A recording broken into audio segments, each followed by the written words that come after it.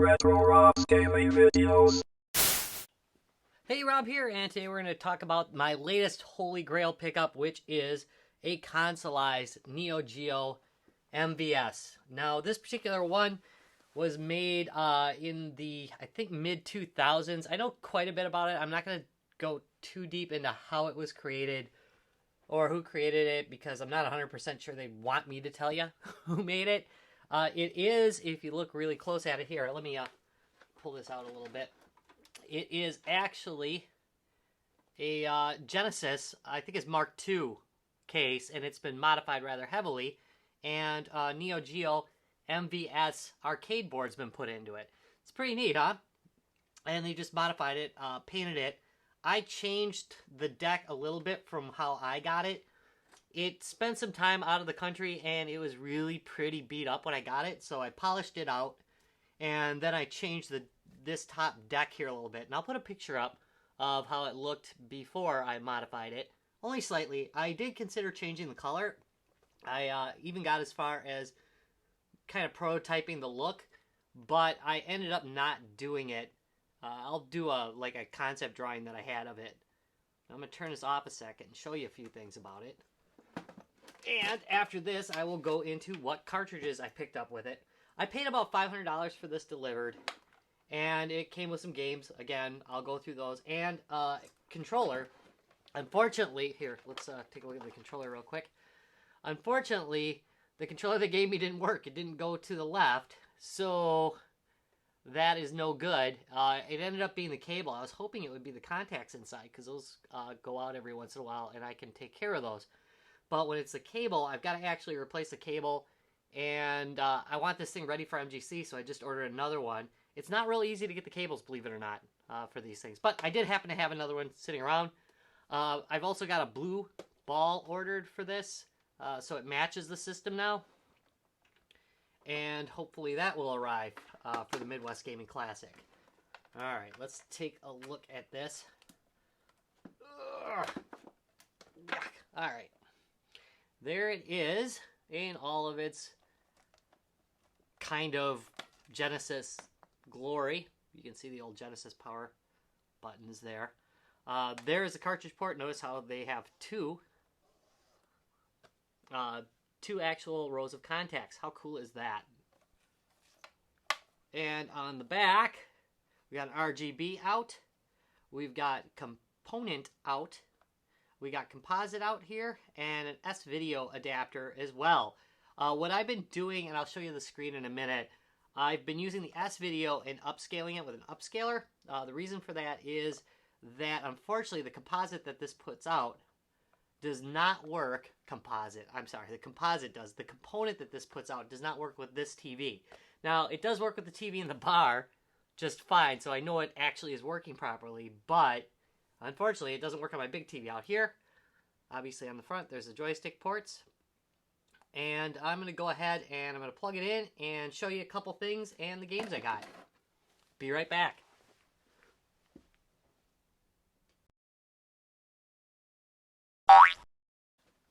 Alright, so there were a couple more things I did want to show you on here, and one of the things is that I can set up the region on this console because I'm using what's called a Unibios. So that Unibios makes it so that I can run US, Japan, and European ROMs. I never really run it in European mode, though I got it that way.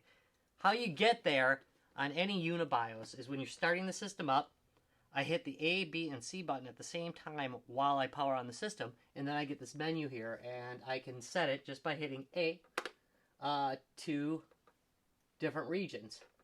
And A, I happen to know is Japan, so I'm going to set Japan, and I can set it from arcade or home mode, so I can set it to be the Neo Geo AAS if I wanted to hit B here, but I'm not going to. I'm going to hit A and keep it in Japan arcade. If you go into the USA mode, it's kind of funny because you get those winners don't do drugs signs at the beginning of the game. So if you really want an authentic American experience, make sure to set it up to the US. And I think the US is option B on that first screen. Okay, other things. If I power this up with nothing in it, I'm going to take my cartridge out. And stuff's going to fall over.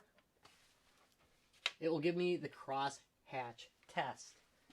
It will also, if I hit select, I will be able to test buttons, which is really quite nice. Right here I can turn the sound off. Here we go. Memory card test. I don't have a memory card test. This is an important feature right here. This is resetting your backup RAM, and you want to do that every once in a while if you start having problems with it. So I'm going to press A, B, and C, and it will reset them, and I don't really care about that. Now, make sure you get back to the cross-hatch test after you do that. I don't know if that's necessary, but every instruction set I've seen has said to do it, so I just do it that way. Also, on the side of this machine is a little button. You might have noticed it earlier. Oops. Gotta have a cartridge in. Wait, did I put that in backwards? No, I didn't. Good.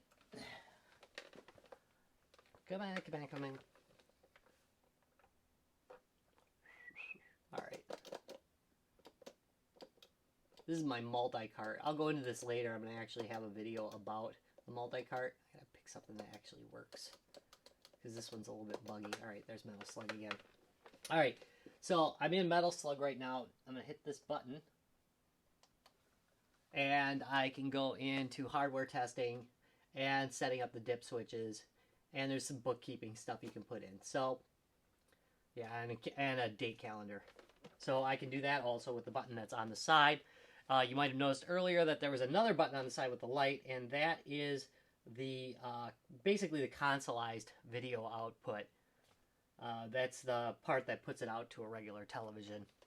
And that's on a separate board, which I had to reattach because it got damaged in shipping.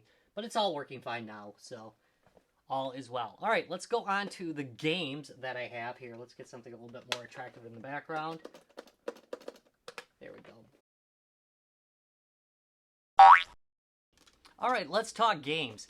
One of the games I'm not going to talk about is Street Slam, which did come with the system, but I've already sold it.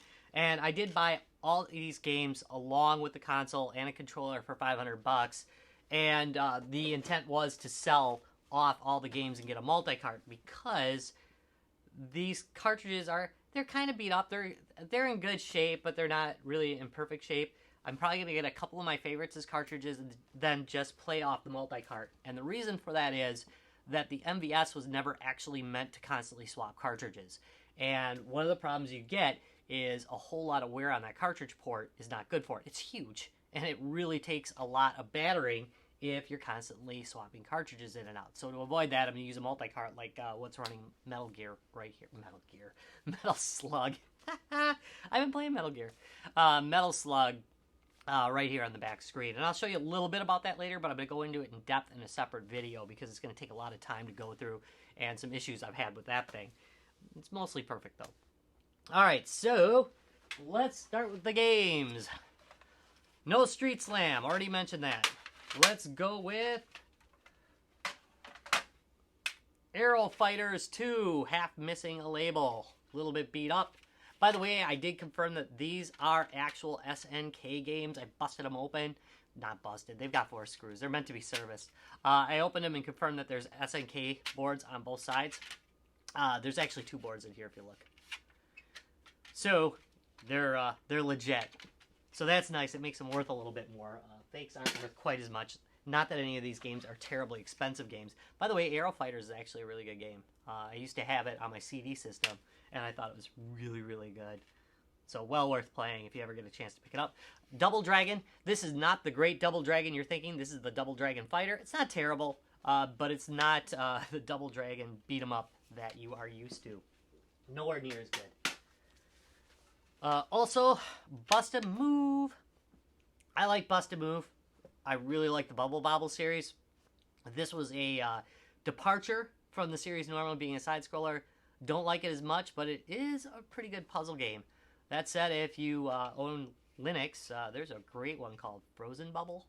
Just like this game, and it's quite good too. So, Bust a Move. Nice. These will all be on eBay. Also, I have got Samurai Showdown. And this is, it says Samurai Showdown 4. I'm pretty sure this is the original, but Samurai Showdown 4.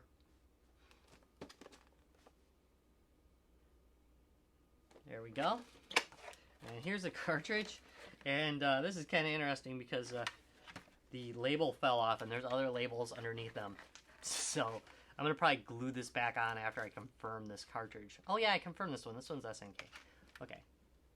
So there it is. And they used to do this a lot. They'd put new guts in the cartridges. But as long as it's SNK stuff, it's okay. I don't mind. So, great box for these. I really should get more of these. That's the kind of thing I'd like to collect. As opposed to collecting just loose games. Here is Samurai Showdown 2. These are beautiful fighters. And I'm not a huge fighter fan. But these fighters are games I actually like playing. Ooh, wait. Get it past the light. There you go.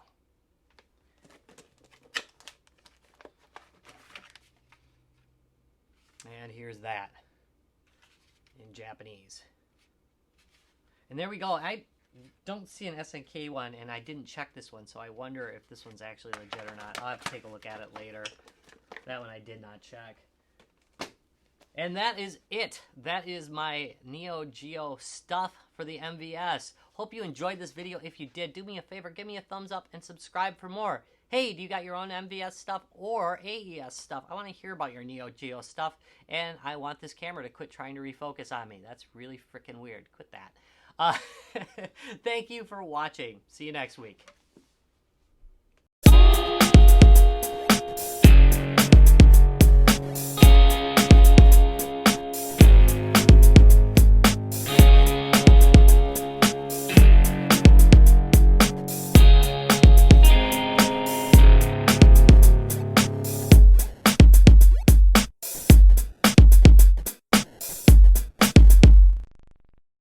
Retro Rob Scaling Videos.